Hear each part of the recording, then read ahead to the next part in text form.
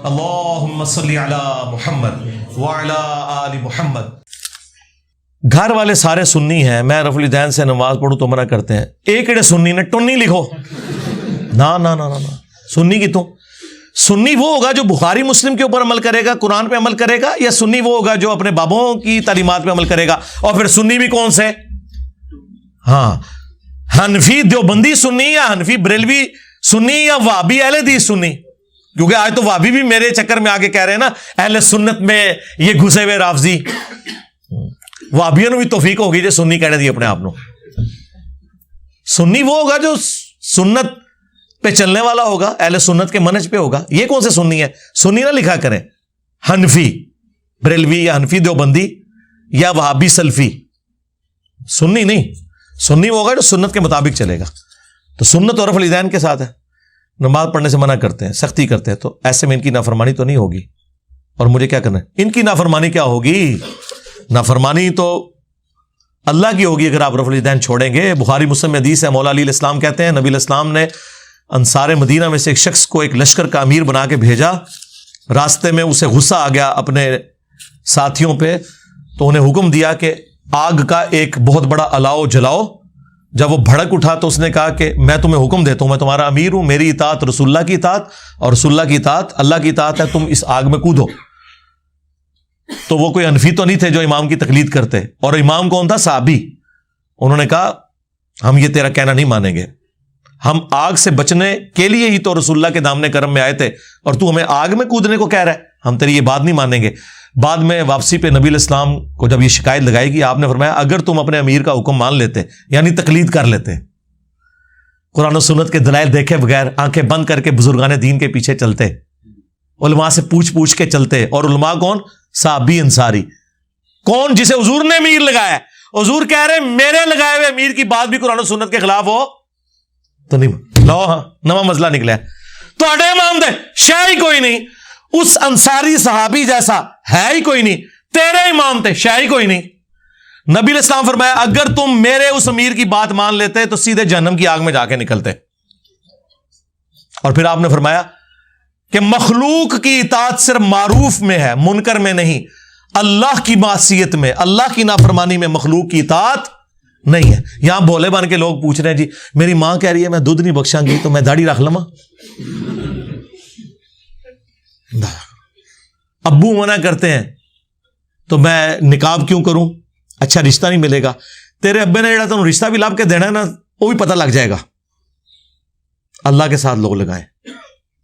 دوسری طرف تو بچپن سے آپ کو حدیث رٹائی جاتی ہے بخاری مسلم کی کہ تم میں سے کوئی شخص مؤمن ہی نہیں ہو سکتا جب تک کہ میں اسے اس کے ماں باپ اولاد سب لوگوں سے بڑھ کے عزیز نہ ہو جاؤں. اس کے بعد ہمیں کوئی پرچی لکھ کے بیچے کہ میں ابو کی بات مانوں یا رسول اللہ کی بات مانوں صلی اللہ علیہ وآلہ وسلم. میرا خیال ہے یہ 295C ان ابوں کے اوپر کٹنی چاہیے. انہیں کہیں کہ آپ رسول اللہ کے حکم کے خلاف ہمیں چلا رہے ہیں.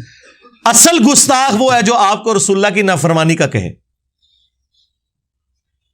جی قرآن میں خواہش نفس کی پیروی کو کہا گیا شرک. افرائیتا من اتخذ الہہ ہوا، سورۃ الجاثیہ میں. اور سورہ یاسین میں ہے اہل جہنم کے بارے میں کہ اللہ تعالیٰ سے فرمائے گا کیا میں نے تمہیں حکم نہیں دیا تھا کہ شیطان کی عبادت نہیں کرنی؟ تو شیطان کی عبادت کون کرتا ہے؟ ایک چھوٹا سا فرقہ ہے سیٹنزم پہ چل رہا ہے جو پیورلی شیطان کی عبادت کرتا ہے. لیکن اللہ تعالیٰ تمام فاسقین کو، کافروں کو کہہ رہے تم شیطان کی عبادت کرتے تھے. شیطان کا حکم ماننا، اس کی عبادت کرنا ہے. حکم ہی تو اصل میں ماننا ہے. پیغمبر کا بھی جو ہم حکم مانتے ہیں نا وہ اللہ کے اذن کی وجہ سے مانتے ہیں. من یطع الرسول فقد اطاع اللہ. حکم ایک ہی ہستی کا ہے جو قرآن میں ہے کہ حکم نہیں ہے سوائے اللہ کے. پیغمبر تو اس کا ریپرزینٹیٹو ہوتا ہے. پیغمبر شریعت ساز نہیں ہوتا، شارع ہوتا ہے اللہ کے حکم سے شریعت کو بیان کرنے والا. تو یہ ماں باپ جب کہتے ہیں تو انہیں یہ حدیثیں سنایا کریں کہ نبی علیہ السلام نے منع کیا ہے کہ میرے سے آگے کوئی نہیں. تو بلکہ آپ یہ بھی کہنے کی ضرورت نہیں، اب آپ یہ کہا کریں کہ میرے نبی سا ہے ہی کوئی نہیں. ابا جی تسی تے شاہی کوئی نہیں. ہاں میرے نبی سا ہے ہی کوئی نہیں. ماں جی تسی تے شاہی کوئی نہیں. ٹھیک ہے آپ یہ اور دیکھ لیں سرکار یہ نبیوں کا نبیوں کا طریقہ ہے یہ بات کرنا. جب تخت بلقیس وہ لے آیا تھا ایک درباری حضرت سلیمان علیہ السلام کا, کوئی فرشتہ تھا یا وقت کا پیغمبر تھا یا ان کا کوئی صحابی تھا, کوئی بھی تھا, اس کے اینڈ پہ تو ہونا چاہیے تھا حضرت سلیمان علیہ السلام کہتے ہیں واہ کیا کمال ہے, سبحان اللہ, چاہے تو اشاروں سے اپنے کائی پلٹ دیں دنیا کی. نہیں, حضرت سلیمان علیہ السلام نے کہا ھذا من فضل ربی. اس کی بھی تعریف نہیں کی, اپنی تعریف بھی نہیں کی کہ میری نسبت کی وجہ سے اسے یہ ملا. ہاں کہا ھذا من فضل ربی, یہ میرے رب کا فضل ہے اور وہ چاہتا ہے کہ مجھے آزمائے کہ میں اس کی شکر گزاری کرتا ہوں یا ناشکری. یہ فرمایا حضرت سلیمان علیہ السلام نے کہ یہ میں تو شاہی کوئی نہیں. ہائے ہائے ہائے. اور یہی حال ہے حضرت زکریا علیہ السلام نے جب بے موسمی پھل دیکھے سیدہ مریم کے پاس, سورہ آل عمران میں آئے تو کہا یہ مریم کہاں سے ہے؟ انہوں نے کہا یہ اللہ کے پاس سے آئے ہیں. کہنا چاہیے تھا حضور آپ کی مریدنی ہوں اور آپ تو وہ پیر ہیں جن کو اللہ نے میرا پیر بنایا ہے. خالو بھی تھے, پیر بھی تھے, مرشد بھی تھے. یار اس سے کوئی بہتر موقع تھا کہ سیدہ مریم کہتی کہ میں آپ کی اسٹوڈنٹ ہوں, یہ سارا آپ کا فیض ہے. ان کا ھذا من فضل ربی, ہائے ہائے ہائے, یہ میرے رب کے پاس سے آئے ہیں. حضرت زکریا نے بھی نہیں ان کو ڈانٹا کہ تو میرے بغیر ڈائریکٹ ہو گئی ہیں اللہ نال. ہائے ہائے ہائے, نا نا نا نا. حضرت زکریا کے بارے میں پھر قرآن میں آیا کہ یہ بات حضرت زکریا کو کلک کر گئی کہ میری شاگردنی, میری مریدنی اللہ تعالیٰ سے بے موسمی پھل پا رہی ہے اپنے حجرے کے اندر, کوئی درخت بھی نہیں اگا ہوا, تو اللہ تعالیٰ مجھے بڑھاپے میں کیا اولاد نہیں دے سکتا؟ وہاں ہے کہ وہیں پھر زکریا محراب میں چلے گئے کہ یا اللہ میں بھی تو ہوں. اور سورہ مریم میں تو آیا میرا سر جو ہے وہ سفید بالوں سے چمک اٹھا ہے, مجھے اولاد یعقوب کا, بنی اسرائیل کا وارث چاہیے جو ٹیمپل آف سلیمان میں اس ہیکل سلیمانی کی خانقاہ میں جو توحید کے لیے بنائی گئی ہے. زکریا کے بعد اس مشن کو آگے توحید کے لے کے چلے. اور میری بیوی بانجھ ہے, میں بڑھاپے کی عمر کو پہنچ چکا ہوں, اللہ تعالیٰ نے دے دیا. یحییٰ علیہ السلام, تو دیکھیں کہ انبیاء کرام کی تعلیمات, یہ ہم یہ ادھر ہی یعنی پھنسے ہوئے ہیں. اور میں تو ویسے اس حق میں بھی نہیں ہوں, یہ جو آپ لوگوں نے گاڑیوں کے پیچھے لکھوایا ہوتا ہے نا ماں کی دعا سے ڈر جائیں. میں ماؤں کی دعاؤں کا منکر نہیں ہوں, لیکن سرکار ہمیں تو اللہ کے بعد کوئی نظر ہی نہیں آتا. توحید تو یہ ہونی چاہیے. کیا صحابہ کرام یہ کرتے تھے؟ کیا انبیاء کا یہ طریقہ ہے؟ اور یار حضور کے سامنے ایک بندے نے کہہ دیا ماشاء اللہ و شئت یا رسول اللہ, مسند احمد کی حدیث, یا رسول اللہ جو اللہ چاہے اور جو آپ چاہیں. حالانکہ اس صحابی نے کوئی شرک نہیں کیا, ذہن میں رکھیے گا, کیونکہ صحابی کے دماغ میں بھی نہیں تھا کہ میں یار جس نبی کا کلمہ اس نے پڑھا ہے بت پرستی کو چھوڑ کے وہ اس نبی کو کیسے معبود مان سکتا تھا. صرف یہ کہا کہ اللہ کے بعد آپ کی مرضی. کی بات بالکل اپنی جگہ درست ہے, لیکن حضور کو پتا تھا کہ اس سے لوگ رزلٹ نکالیں گے, اور نکال لیا. آج بسوں پہ لکھا ہوا ہے اللہ نبی وارث.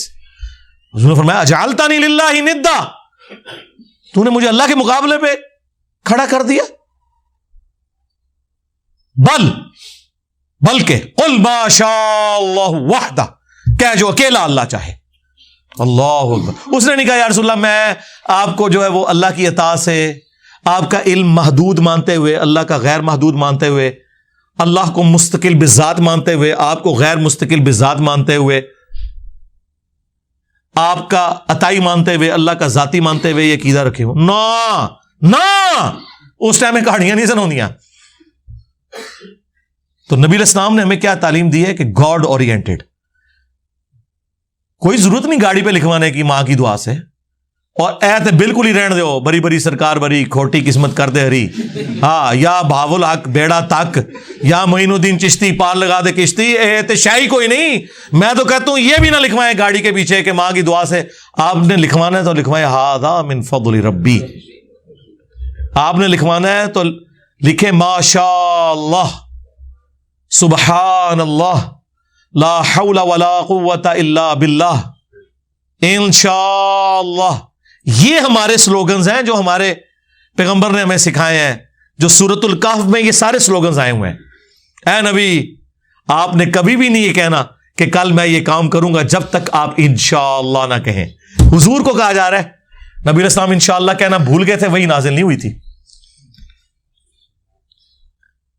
پھر سورہ کہف کے اندر ہی آیا کہ وہ جب باغ والا باغ میں داخل ہوا تو ما شاء اللہ لا قوت الا باللہ کہنا بھول گیا، وہ تباہ ہو گیا. تو اللہ تعالیٰ نے اس کی پھر غلطی ہائی لائٹ کی. جب اسے مومن آ کے کہتا ہے تجھے تو چاہیے تھا تو یہ کہتا.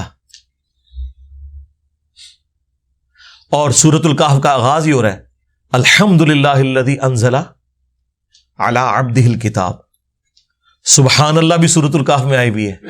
سورہ کہف وہ سورت ہے جس میں ہمارے چاروں بیسک جو سلوگنز ہیں نا، جو ہم مختلف مواقع پہ بولتے ہیں، جو مسلمانوں کی ٹریڈیشن ہے، الحمدللہ، سبحان اللہ، ما شاء اللہ، لا حول ولا قوت الا باللہ، یہ چاروں سلوگنز آئے ہوئے ہیں.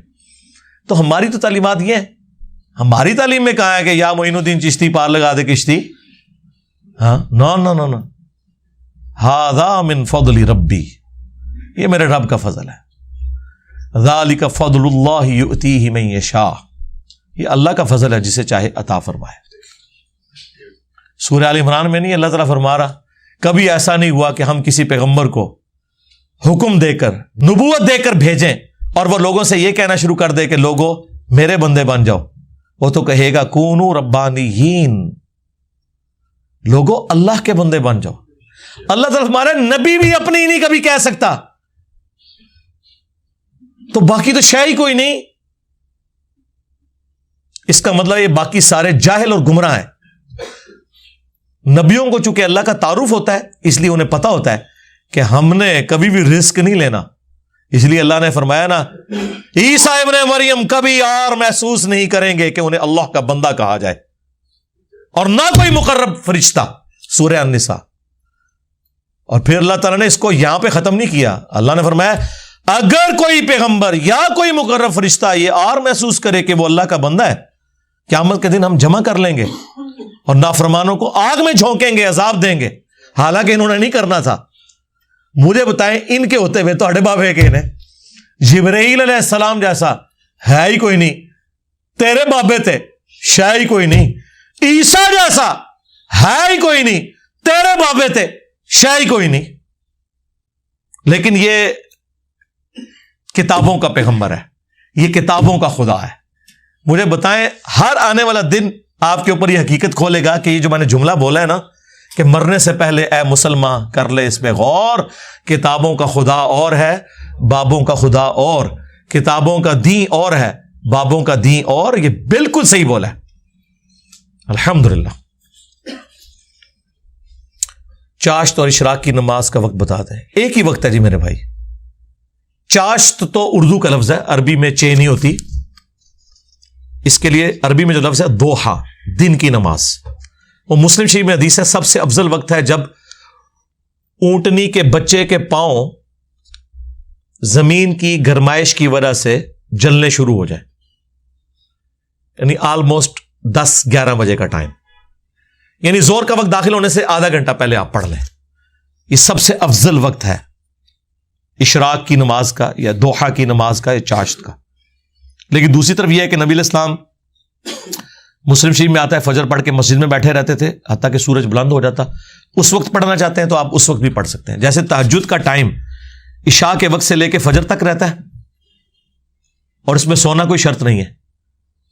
اسی طریقے سے اشراق کا جو وقت ہے وہ سورج نکلنے کے بعد، وہ جو ٹکیا سورج کی باہر نکلتی ہے نا، اس کے نکلنے کے بعد سے لے کے جب سینٹر میں سورج پہنچتا ہے جس کے بعد زوال آفتاب ہوتا ہے. یہ پنجابی میں جو زوال آفتاب ہے یہ لفظ غلط ہے. ہم جو پنجابی میں زوال کہتے ہیں مکروہ ٹائم کو، حالانکہ قرآن و سنت میں زوال ہے آفتاب کا گرنا، وہ ابتدائے ظہر ہوتا ہے. یعنی سورج اپنے ٹریک میں ود رسپیکٹ ٹو زمین جب سینٹر سے تھوڑا سا آگے جاتا ہے تو ظہر کا وقت داخل ہو جاتا ہے. اس سے پہلے وہ 5 منٹ جو ٹکیا وہ درمیان میں رہتی ہے وہ مکروہ وقت ہے. نکلتے وقت، سینٹر میں اور غروب ہوتے وقت، اس سے تھوڑی دیر پہلے تک اشراق اور چاشت دونوں ایک ہی نماز کے نام ہے. اس کا نام اوابین بھی مسلم شریف میں آیا ہے، توبہ کرنے والوں کی نماز. ایک وہ 6 نفل ہیں جڑے تسی پڑھ دو مغرب تو بعد اوابین دے. اوابین بھی اشراق کی نماز کو کہا گیا. دیکھیں کتنے نام ہیں اس نماز کے: اشراق، چاشت، اوابین، اور عربی میں آپ اس کو دوحہ کہہ لیں چاشت کو. یہ سارے کے سارے دن کی نماز ہیں. کم از کم 2 رکھتے ہیں، زیادہ آپ کی جتنی مرضی پڑھیں. وہ تو مسلم شریف میں حدیث ہے کہ اگر کوئی رات کے وظائف بھی بھول گیا نا یا سو گیا تو وہ دن کے وقت نوافل پورے پڑھ لے. اور اسی وجہ سے آپ کو پتہ ہے شاہ محمد نورانی صاحب رحمہ اللہ انہوں نے ٹی وی میں کہیں کہہ دیا کہ جس کی رات کی تراویحیں چھوٹ جائے نا تو وہ دن کے وقت پڑھ لیا کرے. تو لوگوں نے کہا لو جی یہ تراویح دیہڑی شروع کراتی ہے. وہ بالکل صحیح بات انہوں نے کی تھی. یہ مسلم شریف میں حدیث ہے کہ رات کے کوئی سنت اذکار یا نوافل بھول جائے یا اس کے رہ جائیں کسی وجہ سے، مجبوری بھی ہو سکتی ہے نا، تو اگلے دن ظہر سے پہلے کر لے تو اللہ تعالیٰ اسے اتنا ہی ثواب دے دے گا. یہ مسلم شریف میں حدیث موجود ہے. سورہ ملک کسی کی رات کا پڑھنا رہے گی کوئی مسئلہ نہیں، ظہر سے پہلے پڑھ لیں. سورہ بقرہ کی آخری 2 آیات، آخری 3 کل جو یہ رات کے وظائف ہیں اگر رہ گئے تو آپ صبح بھی پڑھ سکتے. قرآن ہمیشہ سے نہیں تو حضرت ابراہیم علیہ السلام کی دعا رب اجعلنی، اور قرآن میں ہے کہ حضرت عیسیٰ بشارت دیتے ہیں ایک نبی کی جس کا نام احمد ہوگا اور کتاب کا علم دے گا. یہ کس کتاب کا ذکر ہے؟ کیا یہ قرآن کا ذکر ہے؟ کیا سارے نبی قرآن کی دعوت دیتے ہیں؟ قرآن جو ہے وہ تو ظاہر ہے کہ اینڈ پہ نازل ہونے والی کتاب ہے، لیکن اللہ کے علم میں تو ہے نا. اللہ کا علم تو ہمیشہ سے اس کے ساتھ ہے نا. قرآن کو کوئی ہم مخلوق تو نہیں مانتے، یہ اللہ کا کلام ہے، اور کلام متکلم کی صفت ہوتا ہے. یہ پھر وہ منطق اور فلسفے کی بحثیں شروع ہو جائیں گی. اللہ کے علم میں تو ہے نا. مسند احمد میں حدیث ہے میں اللہ کے ہاں خاتم النبیین اس وقت بھی لکھا ہوا تھا جب آدم علیہ السلام روح اور مٹی کے درمیان تھے. خاتم النبیین لکھا تھا. اللہ کے علم میں تو ہے نا. نازل بات باقی یہ ٹھیک ہے، یہ ام الکتاب سے نازل ہوئی ہے قرآن. اصل جو ہارڈ ڈسک ہے نا وہ ہے لوح محفوظ. بل ہوا قرآن مجید فی لوح محفوظ. اسی لوح محفوظ کا حصہ تورات بھی ہے، انجیل بھی ہے، زبور بھی ہے، موسیٰ علیہ السلام کے صحائف ہیں، ابراہیم علیہ السلام کے صحائف ہیں، قرآن ہے. جتنی الہامی کتابیں نازل ہوئیں، جتنی الہامی باتیں یا صحائف انبیاء کرام کی سنت اور احادیث میں ٹرانسفر ہوئے، لوح محفوظ سے سب کچھ آیا ہے. اسی کا حصہ جو ہے وہ قرآن بھی ہے. اگر ہم سوشل میڈیا پر کوئی آیت یا احادیث اس نیت سے شیئر کریں کہ اس کا ثواب میرے کسی رشتہ دار کو جائے گا تو کیا ثواب ملے گا؟ ماں باپ کی حد تک تو درست ہے، وہ تو مسلم شریف میں حدیث ہے 3 عمل کا ثواب پہنچتا ہے: صدقہ جاریہ، علم کی بات، اور نیک اولاد. باقی دوسروں کے بارے میں کیا کہہ سکتے ہیں؟ دوسروں کے لیے دعا کا حکم ہے قرآن میں. ربنا اغفر لنا ولاخواننا الذین سبقونا بالایمان. اہل ایمان کی نشانی ہے کہ وہ دعا کرتے ہیں مرے ہوئے لوگوں کے لیے.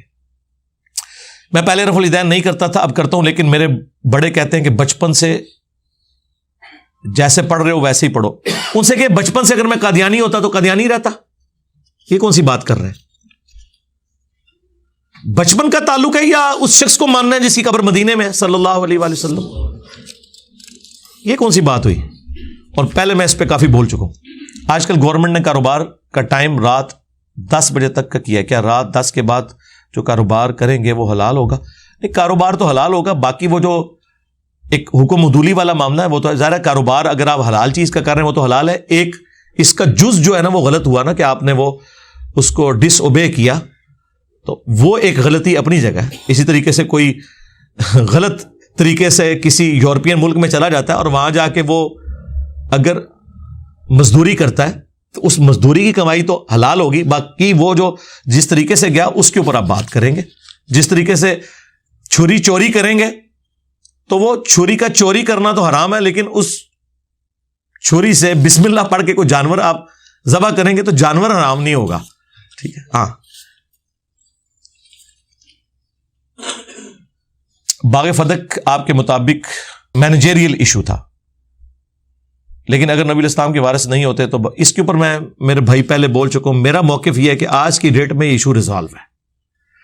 جن لوگوں کے ساتھ مولا علی علیہ السلام نے اپنی زندگی میں کمپرومائز کیا، یعنی خلفائے ثلاثہ، اہل تشیع کہتے ہیں کہ تقیہ کیا یا امت کے وسیع تر مفاد میں کیا، سنی کہتے ہیں نہیں دل سے کیا، دونوں اپنے اپنے موقف پہ قائم رہے. اینڈ رزلٹ کیا ہے کہ کیا. ٹھیک ہے. جن سے مولا علی کی دوستی ہے چاہے وہ کسی بھی وجہ سے، ہماری ان سے قیامت تک دوستی، اور جن سے آپ کی دشمنی ہے اور ان پہ قنوت نازلہ پڑی ہے، المصنف ابن ابی شیبہ میں، اللہم علیک بمعاویہ و اشیاءہ و عمر بن عاص و اشیاءہ و ابا سلمی و اشیاءہ، اور مصنف ابن ابی شیبہ کے اندر موجود ہے کہ میں اللہ سے امید کرتا ہوں کہ مقتولین صفین جو میرے مخالفین ہیں ان کو بھی اللہ معاف کر دے گا، اور پھر مقدمہ میرے اور معاویہ کے درمیان اللہ کی عدالت میں طے پائے گا۔ تو مولا علی نے معاویہ ابن ابی سفیان رضی اللہ تعالیٰ عنہ کے بارے میں اس مسئلے کو، چیپٹر کو کلوز نہیں کیا، وہ چیپٹر آج تک کھلا ہے اور وہ کھلا رہے گا، اسے کوئی بند نہیں کر سکتا۔ جہاں پہ چیپٹر کلوز ہے اسے کلوز رہنے دیں اور اتحاد امت پہ کام کریں۔ میں نمازوں کو جمع کر کے پڑھتا ہوں، مثلا مغرب اور عشاء ایک ساتھ پڑھتا ہوں۔ اب مسئلہ یہ کہ جب مسجد جاتا ہوں نماز پڑھنے، اب میں مغرب بھی نہیں پڑھی اور عشاء کا وقت شروع ہو گیا تو ٹھیک ہے، عشاء کے پیچھے تو مغرب نہیں ہو سکتی نا، عشاء جب پڑھی جا رہی ہو تو آپ عشاء پڑھ لیں، مغرب اس کے بعد پڑھ لیں۔ ہاں آپ مسجد میں گئے، ظہر ہو رہی تھی تو ظہر والے امام کے پیچھے آپ عصر کی پڑھ سکتے ہیں، 4 کے پیچھے 4، تو وہ ایک الگ معاملہ ہے۔ تو آپ ٹھیک ہے عشاء پہلے پڑھ لیں، اس کے بعد مغرب پڑھ لیں، ہو جائے گی نماز۔ نمازیں جمع کرنا، اس پہ تفصیلی ویڈیو میں ہی دیکھ لیں۔ فجر کی 2 سنتوں کے بارے میں احادیث میں بہت اہمیت آئی ہے۔ اب اگر امامت کو چھوڑ دوں تو سنتے رہ جاتی ہیں، اگرچہ جماعت کے بعد بھی پڑھ سکتے ہیں، مگر پھر اتنی اہمیت نہیں رہ جاتی، یعنی وہ بالکل اینڈ ٹائم پہ پہنچتے ہیں۔ یہ پوچھنا چاہ رہے ہیں جس کا بھی سوال ہے، یعنی امام مسجد ہے، آپ لیٹ پہنچتے ہیں، کس کی پرچی ہے یہ؟ ہاں لیٹ پہنچتے ہیں، امام مسجد ہے تو لوگوں سے ڈر لگتا ہے کہ کہیں گے دیکھو یار امام ہو کے لیٹ آ رہا ہے۔ ہاں نہیں، اہمیت تو اس طرح کی نہیں رہے گی، لیکن نہ پڑھنے سے تو بہتر ہے نا، پڑھیں تو صحیح نا۔ بخاری میں یہ حدیث موجود ہے، کچھ حصہ اس کا، پوری تفصیل جو ہے وہ جامعہ ترمذی کے اندر موجود ہے، المستدرک للحاکم میں، کہ نبی الاسلام فجر کی نماز پڑھ کے نکلے، ایک شخص جو ہے وہ نماز پڑھ رہا تھا، آپ اس کے پاس رک گئے اور آپ نے فرمایا قریب ہے کوئی تم میں سے فجر کی 4 رکعتیں پڑھنا شروع کر دے، تو تم نے یہ 2 رکعتیں کون سی پڑھی؟ تو انہوں نے کہا کہ فجر سے پہلے میری 2 رکعتیں رہ گئی تھی، میں وہ پڑھ رہا ہوں۔ تو نبی الاسلام نے خاموشی اختیار کر لی، اسے حدیث تقریری کہتے ہیں، یعنی آپ کے سامنے کوئی عمل ہوا، آپ نے اس سے منع نہیں فرمایا، تو بعد میں پڑھنے سے ہو جائیں گی، لیکن یہ روٹین نہ بنائیں، لیکن نہ پڑھنے سے تو بہرحال بہتر ہے، کیونکہ نبی الاسلام نے فجر کی 2 سنتیں اور عشاء کے وتر یہ سفر میں بھی نہیں چھوڑے۔ جس طرح دوسرے علماء کرام کے ساتھ، مفتیان کرام کے ساتھ ہوتے ہیں، آپ کے ساتھ کوئی عالم کیوں نہیں جوڑا؟ یار یہ کون سی دلیل ہے؟ یہ تو اسی طریقے سے ہے کہ نبی الاسلام سے کوئی پوچھے کہ آپ کے ساتھ کوئی یہودی عالم سوائے عبداللہ بن سلام کے ایمان کیوں نہیں لے کے آیا؟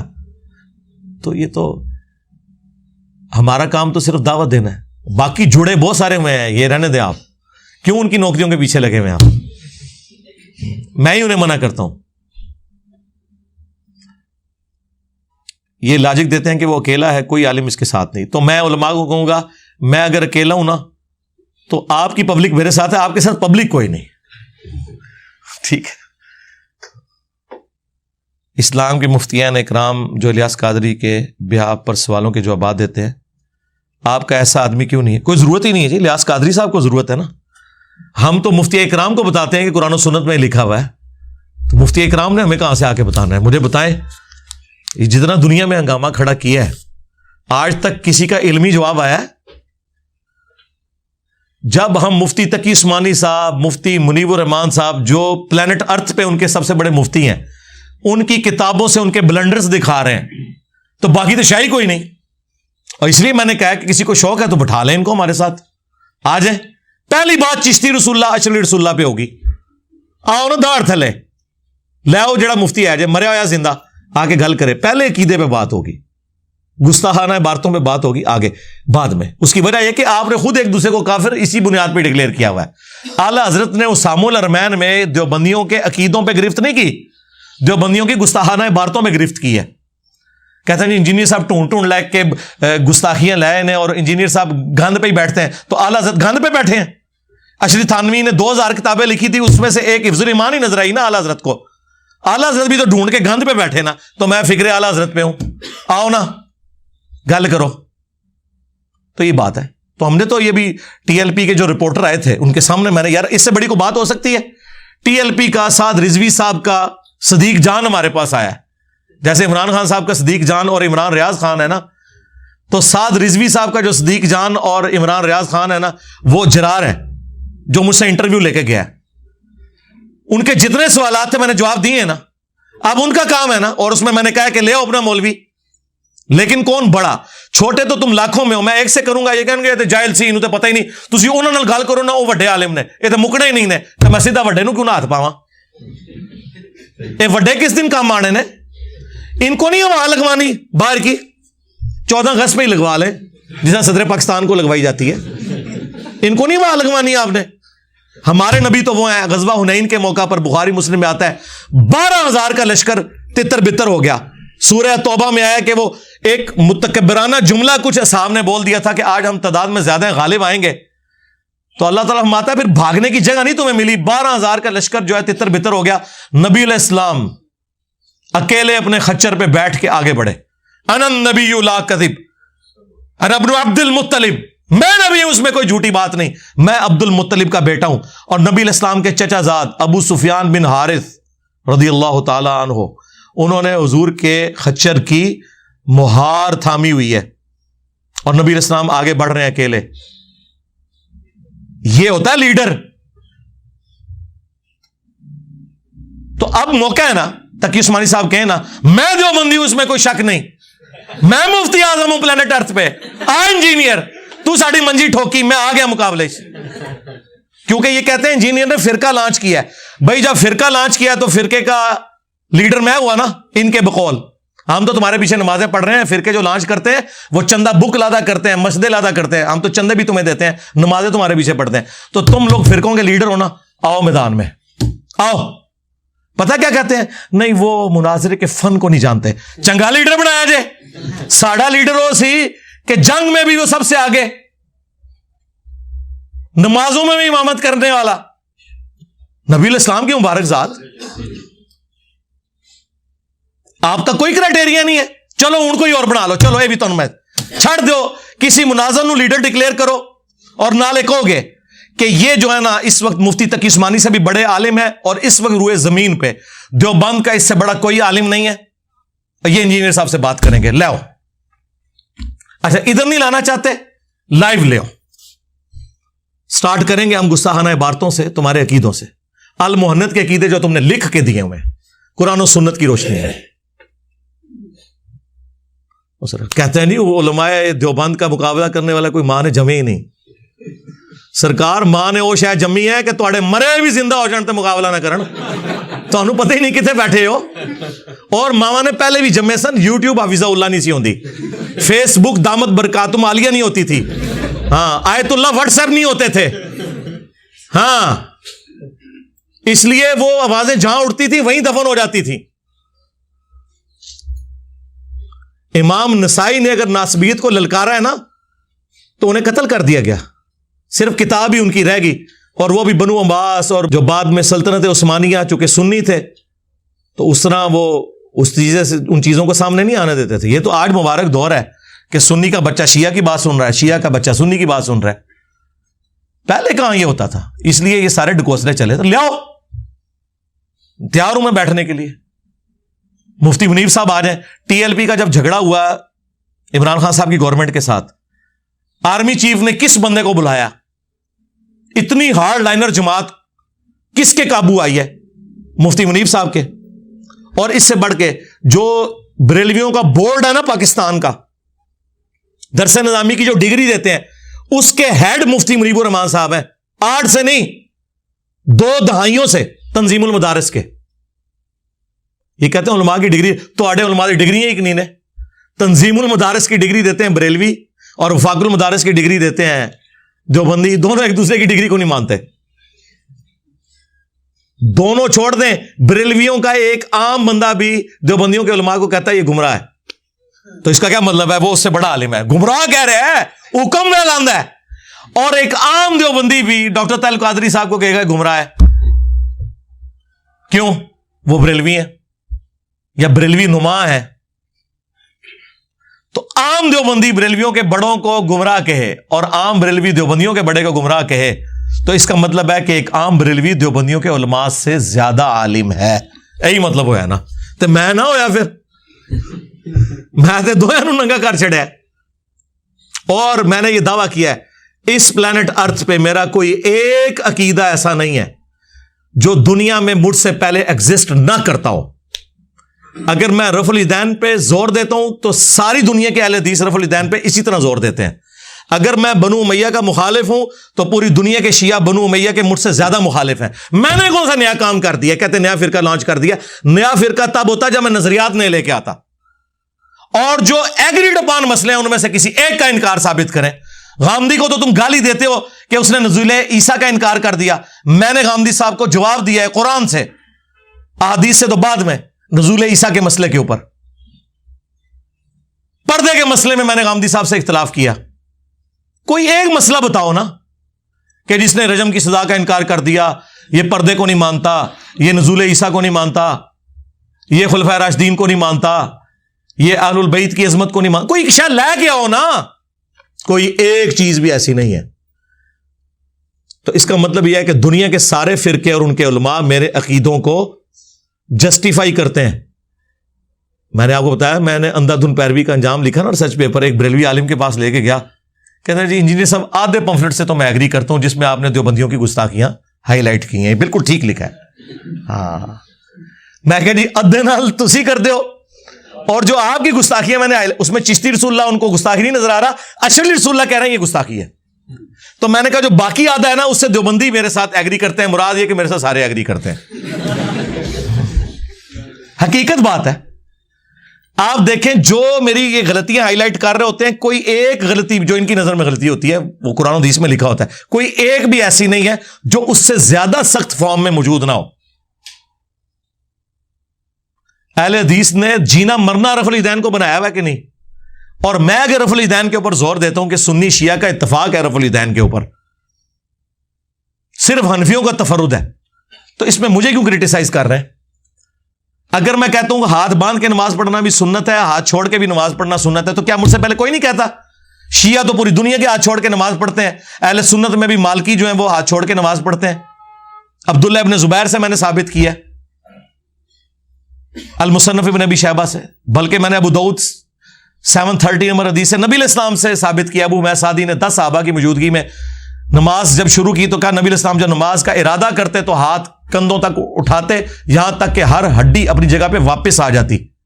تو نبی علیہ السلام کیا حنفی یہاں سے نماز سٹارٹ کرتے ہیں اور یوں کر کے ہر ہڈی اپنی جگہ پہ واپس لے کے آتے ہیں, یا ایسے سٹارٹ کرتے ہیں؟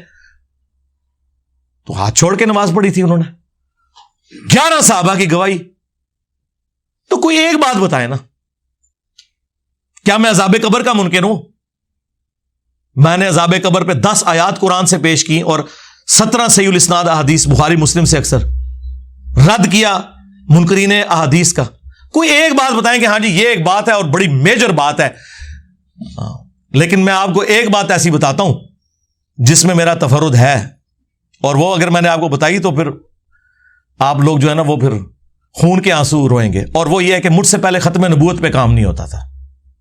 میں پہلا بندہ ہوں جس نے ختم نبوت پہ کام کیا. اس میں میرا تفرد ہے اور یہ میرا فخر ہے. مجھ سے پہلے صرف اینٹی قادیانی کام ہوتا تھا. جتنی تنظیمیں بریلویوں کی ٹی ایل پی ہے کبھی چشتی رسول اللہ پہ بات نہیں کرے گی, قادیانیوں پہ بات کرے گی, ایون اشعری رسول اللہ پہ بھی بات نہیں کرے گی, حالانکہ مخالف پارٹی ہے. دیوبندیوں کی عالمی مجلس ختم نبوت ہے, کروڑوں کا بجٹ دنیا سے ہتھیار رہی ہے ختم نبوت کے نام پہ, کبھی اشعری رسول اللہ چشتی رسول اللہ پہ بات نہیں کریں گے. تو یہ اینٹی قادیانی ہے, یہ مجاہد ختم نبوت ہے جس نے چشتی رسول اللہ کو بھی غلط کہا, اشعری رسول اللہ کو بھی غلط کہا, اور غلام احمد قادیانی دجال کو بھی غلط کیا. ہاں یہ میرا ایک عقیدہ ایسا ہے جو تمہارے سارے بابوں سے ٹکراتا ہے. ہاں آؤ نا اردار تھلے, کون ٹکراتا ہے؟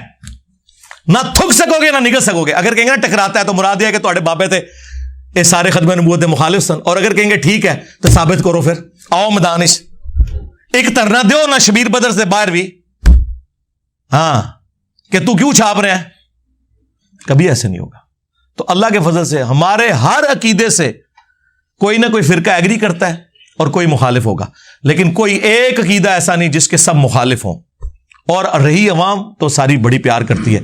وہ کہتے ہیں نا یہ کیا ہوا, تیری کتابیں, تیرا کمرہ, تیرے ہی لوگ. نہیں سرکار, ہماری کتابیں کمرہ کرائے کا لوگ آپ کے. ہاں ظاہر ہے کوئی خلائی مخلوق ہے جڑی اتنے بیٹھی ہے. کہا جاتا ہے کہ خانہ کعبہ میں 360 بت تھے. قرآن کہتا ہے کہ پہلا گھر جو بنایا گیا لوگوں کی ہدایت کے لیے, ہاں جی آل عمران میں آتا ہے جی, بنایا گیا نا, بعد میں اس کو اللہ نے تو بنایا تھا نا, اللہ نے تو مسلمانوں کو بھی بنایا ہے لیکن شرک کرتے ہیں. بخاری کی حدیث ہے کہ ہر بچہ فطرت پہ پیدا ہوتا ہے, اس کے ماں باپ اسے یہودی, نصرانی یا مجوسی بنا دیتے ہیں. تو اللہ نے تو گھر بنایا تھا لیکن بعد میں اسے پولوٹیڈ کر دیا گیا. خانہ کعبے میں تو بت آپ نے دیکھے نہیں دیکھے, پاکستان کی کئی مسجدوں میں آپ نے قبریں نہیں بنی ہوئی دیکھی ہیں, مسجدوں کے اندر قبریں بنی ہوئی ہیں. اور تو چھوڑ دیں, اور اس سے بھی بڑھ کے کیا مسجدوں میں مولوی بچوں کے ساتھ منہ کالا نہیں کرتے؟ تو آپ تو کہیں گے مسجد تو اللہ کا گھر تھی, یہاں کی کیا ہو رہا ہے؟ تو کرنے والوں کا قصور ہے نا, نہ خانہ کعبہ کا قصور ہے نہ مسجدوں کا قصور ہے.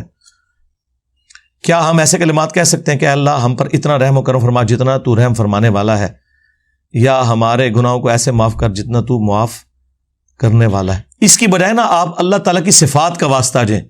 قرآن میں جو ہے نا وَلِلَّهِ الْأَسْمَاءُ الْحُسْنَى فَادْعُوهُ بِهَا, اللہ کے لیے تمام اسماء ہیں اچھے, ان کے ذریعے اللہ کو پکاریں. جو نبی الاسلام نے بھی یا حی یا قیوم برحمتک استغیث, اللہ کی کوالٹیز کے حوالے سے اللہ کو پکارا ہے, اس طرح کریں. خود ساختہ الفاظ نہ بنائیں, اس میں پھر مسئلہ ہی ہوتا ہے. حج یا عمرے کی نیت سے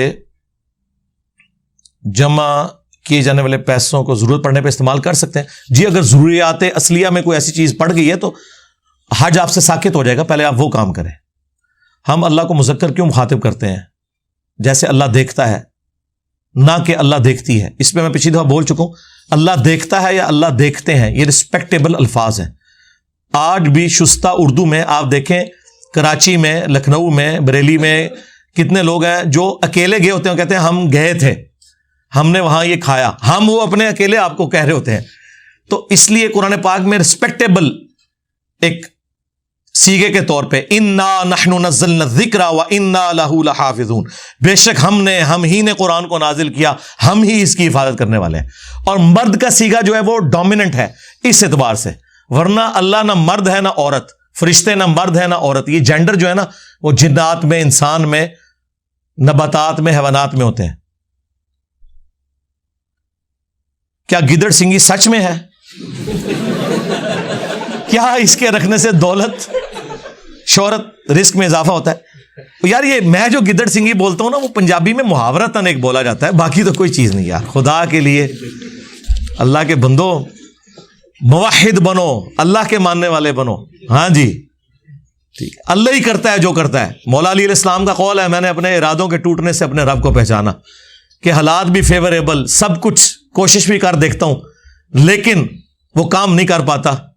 مراد یہ کہ ایک ہستی میرے اوپر ایسی ہے جو اس کام کو ایسے نہیں ہونے دینا چاہتی, چاہے وہ آزمائش کے طور پہ ہو چاہے کسی اور معاملے میں ہو, بہرحال گاڈ اورینٹڈ ہو. عیسیٰ علیہ السلام کا زندہ اٹھائے جانے کا ذکر قرآن میں, مولا علیہ السلام نے تو ان سے خلافت کا مشورہ کیوں نہیں کیا؟ کیا سعودی عرب میں قرآن مختلف ہے؟ نہیں, قرآن تو ایک ہی ہے جی, دنیا میں ایک ہی قرآن ہے. باقی یہ جو آپ نے لکھا ہے حضرت عیسیٰ علیہ السلام کے نزول کے اوپر میری ویڈیو دیکھ لیں.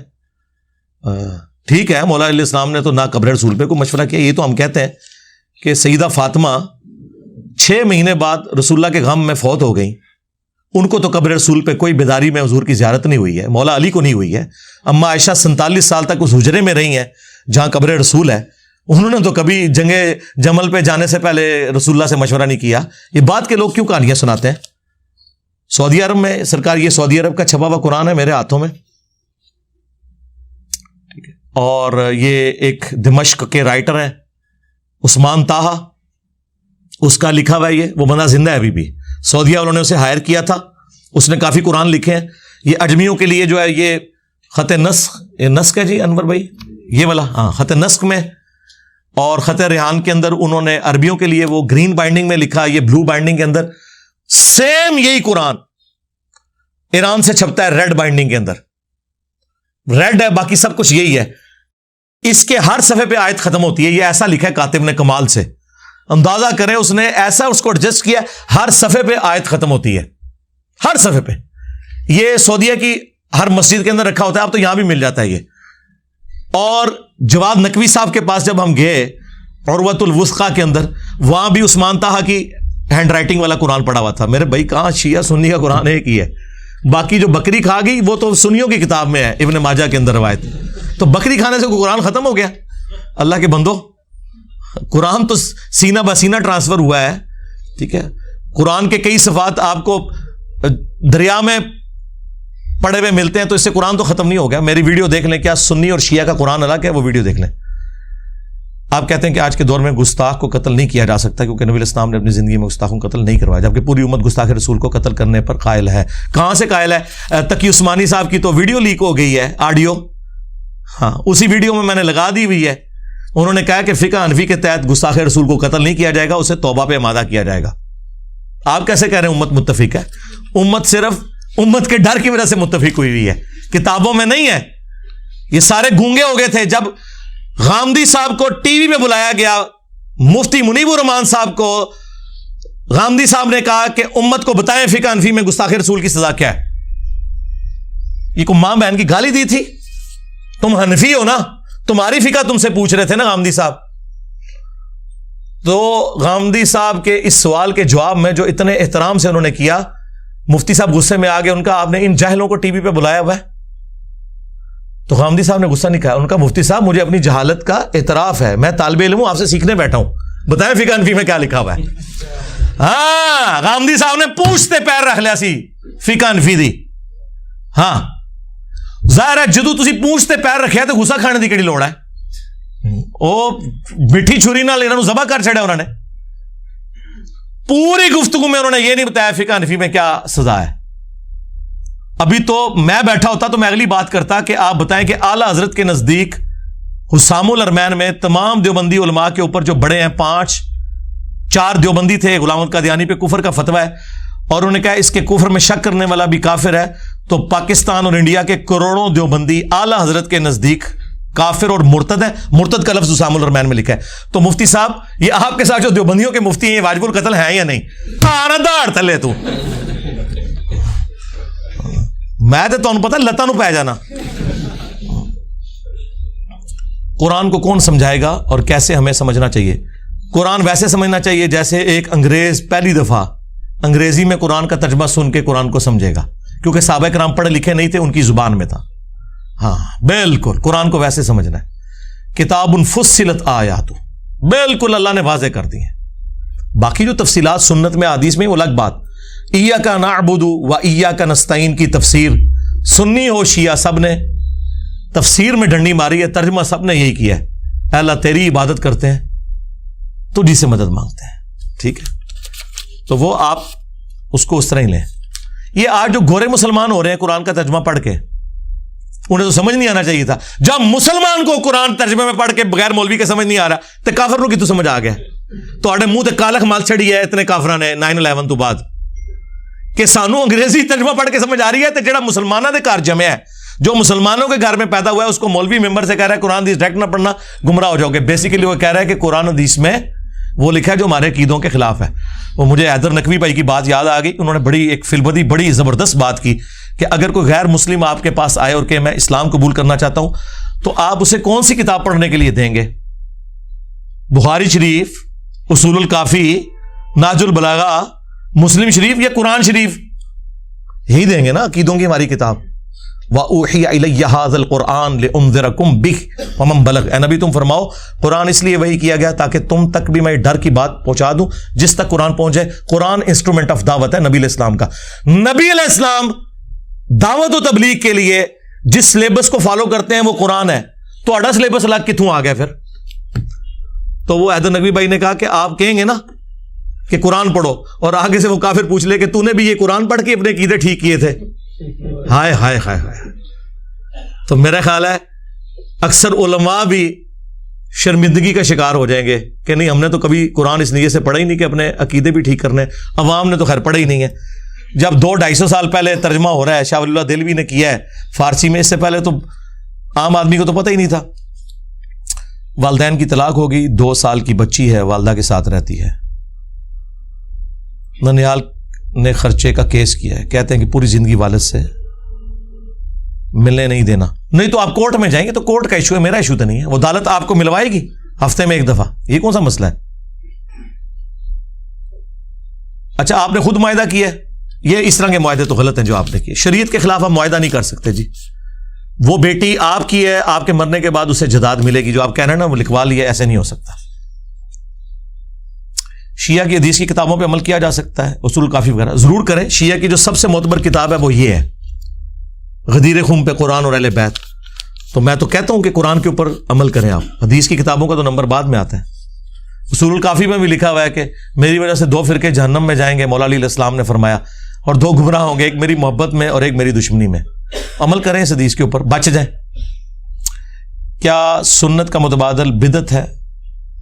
سنت کا متبادل اگر سنت کو بدل کے کیا جائے نا تو بدعت ہوگا، ادروائز سنت کو جو سپورٹیو چیزیں ہیں اس کے اوپر میں پچھلے دنوں ویڈیو ریکارڈ کروا چکا ہوں. من احدث فی امرنا ھذا فہو رد ہے. لیکن سنت کو جو سپورٹیو چیزیں ہیں وہ صحیح مسلم میں حدیث ہے، جس نے اسلام میں اچھا طریقہ جاری کیا اسے ثواب ملے گا. یعنی امام بخاری، امام مسلم نے تو حدیث کی کتابیں لکھی ہیں، حضرت ابوبکر، عمر، عثمان و علی نے تو حدیث کی کتابیں نہیں لکھی، انہوں نے تو سنت کو ٹرانسفر کیا ہے.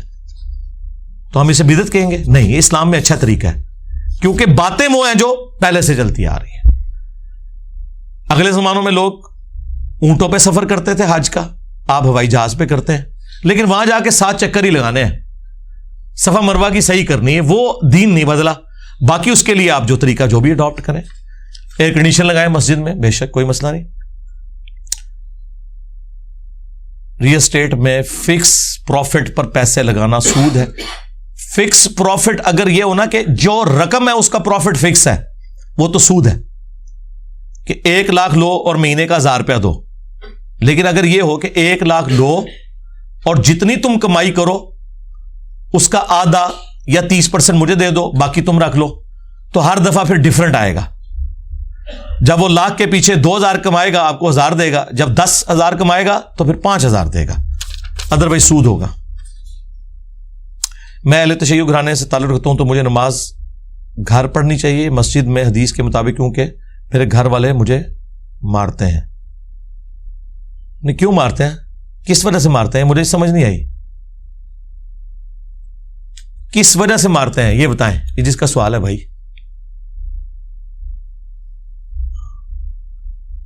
کس وجہ سے ماریں گے؟ آپ ہاتھ چھوڑ کے نماز پڑھیں. ہاں، یہ وہ اگر کہتے ہیں کہ آپ سنیوں کے پیچھے جا کے نماز نہ پڑھیں، یا سنی کو کہتا ہے آپ شیعہ کے پیچھے نماز نہ پڑھیں، تو دونوں کو بتائیں کہ بھائی فتوے موجود ہیں، میری ویڈیو بھی دیکھ لیں. مفتی اعظم جو ایران کے ہیں، ان کے مرجع خامنائی صاحب نے ریٹن میں یہ فتویٰ دیا ہے کہ اگر سعودی حکومت شیعان علی کو یہ مجبور کرے کہ وہ ہاتھ باندھ کے نماز پڑھیں، تب بھی امام کعبہ کے پیچھے ہی نماز پڑھیں ہاتھ باندھ کے.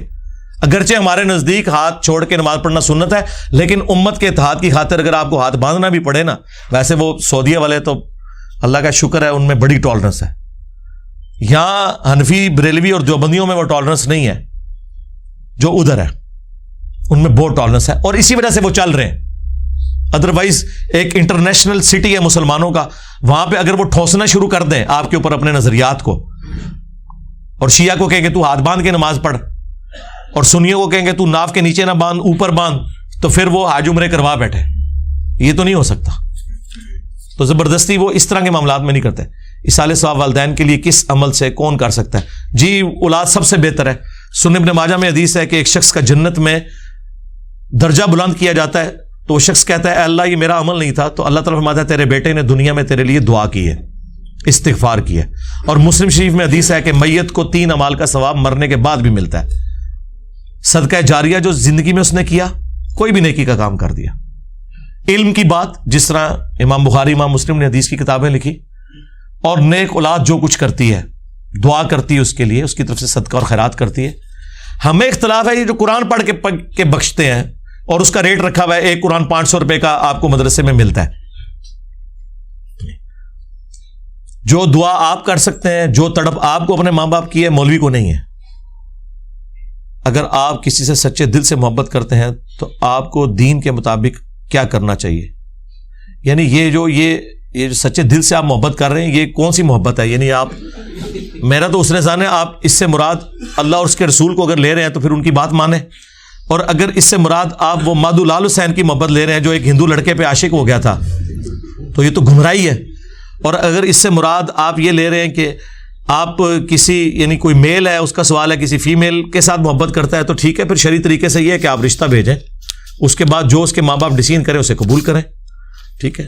باقی یہ جو ہیر راجا تے مجنو لیلا تے مرزا صاحبہ بھی آ جائے، اچھا وہ قادیانی سی مرزا، ہاں انہوں نے تو رحمت اللہ علیہ کہتے جے، یہ مسئلہ صرف انجینئر محمد علی مرزا تھا۔ میں نے سنا ہے کہ شام کو پیاز کھانا صحیح نہیں ہے، نہیں بخاری مسلم میں ہے کہ نبی علیہ السلام نے کہا ہے کہ کچا پیاز یا لہسن وغیرہ کھا کے مسجد میں نہ جاؤ، فرشتے جو ہے نا ان کو یعنی اس بدبو سے وہ دور بھاگتے ہیں۔ تو باقی کھانے میں کوئی حرج نہیں ہے، آپ کھا سکتے ہیں، لیکن دانتوں کی صفائی کریں، اس کے بعد مسجد میں داخل ہوں، اس کے بغیر آپ داخل نہ ہو۔ تو مجھے بتائیں اگر پیاز اور لہسن جو کہ حلال چیزیں اس کا یہ حال ہے، تو جو لوگ ہر ٹائم سگریٹ پھونکتے رہتے ہیں اور وہ مسجد میں جاتے ہیں وہ بیچارے کیا کریں گے؟ تو اس لیے بچ جائیں، ان چیزوں کو چھوڑ دیں۔ وَلَا تُلْقُوا بِأَيْدِيكُمْ إِلَى التَّهْلُكَةِ، اپنے ہاتھوں سے اپنے آپ کو ہلاکت میں مت ڈالو، سگریٹ چھوڑ دو، بچ جاؤ سگریٹ کو۔ کیا مولانا مودودی نے اپنی کتاب خلافت و ملوکیت میں حضرت عثمان کے بارے میں تنقید کی ہے؟ یہ جھوٹ ہے جی، آپ خود پڑھ کے دیکھ لیں۔ میرے پاس ایک بھائی آئے، مجھے تو خیر بعد میں پتا چلا ان کا تعلق داعش کے ساتھ تھا، تو عرب ملکوں سے یہاں آئے، وہ عرب میں ہی پیدا ہوئے تھے، اردو بھی ان کو اچھی آتی تھی کیونکہ ان کے ماں باپ پاکستانی تھے، تو اور عربی ان کی ایک نیٹو لینگویج بن چکی بھی تھی، اور دنیاوی طور پہ پڑھے لکھے بھی تھے، انگریزی بھی ان کو آتی تھی۔ تو میرے ایک دوست کے ریفرنس سے مجھے ملنے آئے کسی کام کے سلسلے میں، تو آتے ہی انہوں نے یہ بات کی، یہ بات آپ نے غور سے سننی ہے، بڑی حیران کن بات میں آپ کو بتانے لگا، اور یہ میرے خیال ہے میں پہلی دفعہ آن ایئر کرنے لگا ہوں، آپ کی اس بات سے مجھے یاد آ گیا۔ تو مجھے کہنے لگے کہ خلافت و ملوکیت میں مولانا مودودی رحمہ اللہ نے سیدنا عثمان غنی رضی اللہ تعالیٰ عنہ کی توہین کی ہے۔ میں نے کہا نہیں، میرے پاس یہ خلافت و ملوکیت پڑھی ہوئی ہے، تو تم اسے پڑھو۔ میں صبح آفس چلا گیا، تو شام کو بلکہ رات کو کافی لیٹ واپس آیا، انہوں نے ایک دن میں اس کا میجورٹی پورشن پڑھ لیا تھا۔ وہ اصل میں جو اس کا چیپٹر ہے جو چبھتا ہے سب کو، خلافت راشدہ سے ملوکیت کا سفر جو ہے۔ تو جب میں واپس آیا نا، تو وہ صبح جو میرے ساتھ بحث کر رہے تھے نا، مجھے کہنے لگے یار مودودی صاحب نے تو جس طریقے سے یہ مقدمہ پیش کیا ہے، اس سے تو سافٹ انداز حق بات کا ہو ہی نہیں سکتا۔ ایون حضرت معاویہ ابن ابی سفیان رضی اللہ تعالیٰ عنہما کے بارے میں بھی انہوں نے اتنی سافٹ لینگویج یوز کی ہے، اگرچہ انہوں نے غلطیاں ہائی لائٹ کی ہیں، کہ اس سے سافٹ لینگویج ہو ہی نہیں سکتی۔ یہ جتنے لوگ ہیں نا، بس وہ جس نے میرے بارے میں کہہ دیا قادیانی ہے، حالانکہ جو قادیانیوں کے خلاف مہم چلا رہے ہیں، ہم نے تو ان کی منجی ٹھوک دی ہے کہ تمہارے ابے بھی چشتی رسول اللہ اشرفی رسول اللہ پڑھا کے گئے ہیں، تو غلام احمد قادیانی دجال تو شاہی کوئی نہیں ہے، ہم تو ختم نبوت کے اوپر کام کر رہے ہیں۔ اچھا، وہ تو جب کوئی سنتا ہے تو پتہ چلتا ہے۔ تو مجھے کہنے لگا یار یہ تو مودودی صاحب نے تو بہت زبردست لکھا ہے۔ میں نے کہا سیدنا عثمان کے حوالے سے کہتے ہیں وہ جو کچھ انہوں نے لکھا ہے، اب تو خیر پوری تحقیق کے ساتھ خلافت و ملوکیت جو نئی چھپی ہے نا، اس میں پورے حوالے بھی نیچے لکھے ہوئے ہیں، اس میں بھی تھے، اب تو بہت تفصیل سے، باقی میرا کربلا والا ریسرچ پیپر میں تو 200 حدیث ہیں۔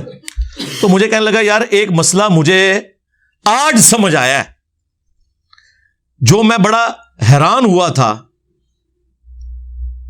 میں نے کہا کیا؟ وہ کہنے لگا کہ جب داعش کی فوجیں داخل ہوئیں عراق کے اندر، شام کے اندر نا، تو کئی لوگ جو ہے نا وہ حضرت علی ابن ابی طالب کے اوپر لعنت کرتے تھے انہیں خوش کرنے کے لیے۔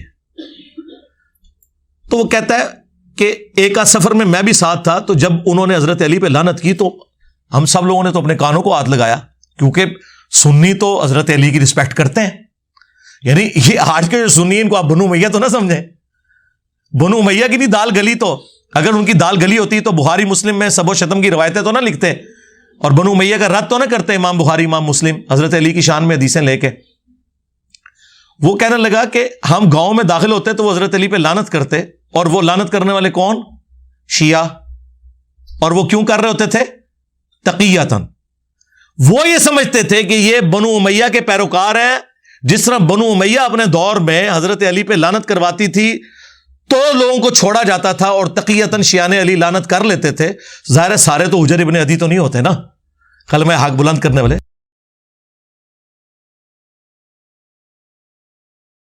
اور وہ بھی جائز ہے جان بچانے کے لیے، اگر کوئی کلمہ کفر بھی بول دے. سورۃ النحل میں آیا ہے اور سورہ آل عمران میں بھی آیا ہے. تقیہ بھی کیا جا سکتا ہے، کلمہ کفر بھی بولا جا سکتا ہے اگر آپ کا دل ایمان پہ ٹھکا ہو. تو کہتے ہیں ہم بڑے حیران ہو، ہم استغفر اللہ پڑھیں کہ یار یہ کیا بکواس کر رہے ہو. تو وہ آگے سے کہتے ہیں کہ نہیں، جو بنو امیہ ہے وہ تو ہم سے ڈیمانڈ کریں گے یہ. تو کہتا ہے کہ اس وقت ہم لوگ پھر ان کو یہ کہتے تھے کہ یار یہ تو بڑا گناہ کا کام ہے، ہم نے یہ کیوں کروانا ہے، ہم تو چاروں خلفاء کو مانتے ہیں. ٹھیک ہے. اور جو ان کے امیر، وہ تو خود سید ہونے کے دعوے دار ہیں، اپنے آپ کو ہاشمی کہتے ہیں. یہ میں کوئی داعش کے فضائل نہیں بیان کر رہا، میں اس وقت علمی گفتگو کر رہا ہوں. مجھے تو جتنی بھی جہادی تنظیمیں ہیں، داعش ہو، القاعدہ ہو، ٹی ٹی پی ہو، باقی ان کے ساتھ سنگین نوعیت کے اختلافات ہیں، وہ ایک معاملہ الگ سے. لیکن میں آپ کو ان پرنسپل یہ بات بتا رہا ہوں کہ وہ نوجوان پھر کہنے لگا مجھے آج یہ بات سمجھ آئی ہے. اس وقت تو ہمیں بڑی حیرانگی ہوئی تھی، لیکن جب میں نے خلافت و ملوکیت پڑھی، پھر خیر میں نے اسے جب بخاری مسلم سے احادیث بتائیں، ابو داؤد سے، سنن نسائی سے، المستدرک للحاکم سے، تو کہتا مجھے اب پتہ چلا کہ اچھا یار یہ بات واقعی تھی کہ بنو امیہ کے دور میں یہ کام کروایا جاتا تھا.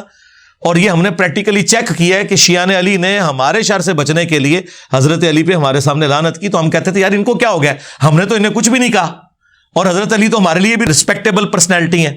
جو میں اکثر جو ہے وہ اہل تشیع حضرات سے بھی کہتا ہوں کہ اہل سنت کے تو ہاتھ پاؤں بندھے ہوئے ہیں، جس طرح مسلمانوں کے ہاتھ پاؤں بندھے ہوئے ہیں کہ ہم کرسچنز کی رسول اللہ کی شان میں جو گستاخی ہے یا خاکے بنانا، اس کے اگینسٹ غصے میں بھی آ کے تصور نہیں کر سکتے کہ ہم عیسیٰ ابن مریم کی توہین کریں، کیونکہ ہمارے ایمان کا حصہ ہے. ہمارے نزدیک جتنا بڑا کافر رسول اللہ کا انکاری ہے، اتنا بڑا کافر ہی حضرت عیسیٰ کا انکاری ہے. لا نفرق بین احد من رسلی، مرتبے میں فرق اپنی جگہ، تفضیل بین الرسل وہ حق ہے، تلک الرسل فضلنا بعضهم علی بعض. لیکن تفریق بین الرسل یہ کفر ہے. لا نفرق بین احد من رسلی، بلکہ سورہ النساء میں تو آیا جو اللہ رسول میں یا رسولوں میں بھی آپس میں فرق کر دے وہ بھی پکا کافر ہے. ہمارے ہاتھ پاؤں بندھے میں، ہم عیسیٰ ابن مریم کی توہین کا سوچ بھی نہیں سکتے. وجیہا فی الدنیا والآخرہ ومن المقربین، ہمیں کبھی وہم بھی نہیں آتا.